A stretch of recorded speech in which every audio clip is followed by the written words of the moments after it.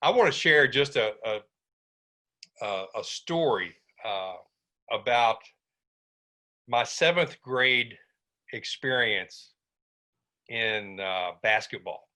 I made the junior. We didn't have middle school back in those days. We had junior high. Okay, so I made the junior high basketball team as a seventh grader, and I was so fired up. And we lived way out in the country. We lived on a farm. We actually lived on a gravel road about a quarter of a mile off of the main highway going through Edmonson County, down near Mammoth Cave National Park in that part of the state of Kentucky. So the about our first game, we were playing in I think up in Litchfield, Kentucky, or someplace like that, and my parents couldn't go, so the bus just dropped me off at the end of the gravel road, and it was late, it was dark, and it was cold. And so I walked that quarter of a mile down this little windy gravel road, and there's only two houses on the entire road. So I'm walking down through there, and I don't know if you guys have ever noticed this or if this is real in your minds, but it seems like when it's dark and cold that the sound carries a lot better than it does just during the day. And I remember walking down that gravel road, and I'm carrying my little bag that has my basketball gear in it. And I hear these strange noises, and I can barely see my foot taking the next step in front of me. And I just hear these strange noises, and this fear just overcomes me. I'm thinking, man, there's some kind of ghost or goblin or something out here. And so I started running down this gravel road, and it's a wonder I didn't break my neck stepping in a pothole or something. But the next day, I walked back up that gravel road in the daylight, and I noticed that there were some cows standing next to the fence. They were making the same noises that I'd heard the night before. They just didn't seem as loud and as scary. They were making those mooing sounds and those grunting sounds that cows make.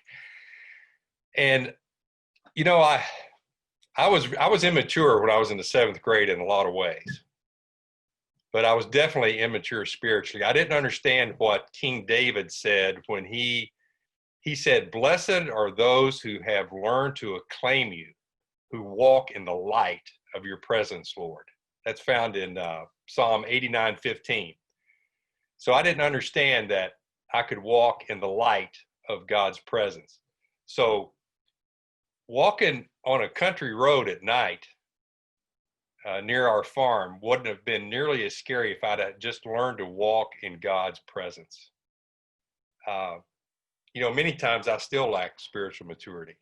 My fears now are not walking alone on a country road and hearing strange noises, but my fears may be waking up in the middle of the night and I get something on my mind and I can't let go of it. And I start thinking negative thoughts about the future, whatever they may be. And that saying that you've heard many times, the darkest hour is just before dawn. That's so true many times. And I still need to remember that we who acclaim him can still walk in the presence of his light.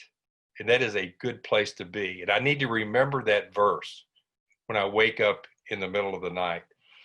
So when you wake up in the middle of the night and your mind starts taking you places where you really don't want it to go, just remember that God is with you. And if you start thinking about these future events that may be negative, they're always bigger in the middle of the night.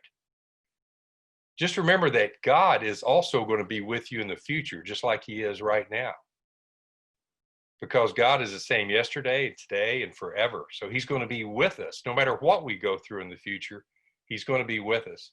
So I just need to remember that. So I just wanted to share that with you today, and hopefully that will encourage you just to walk in the light of God's presence. That's a good place to be.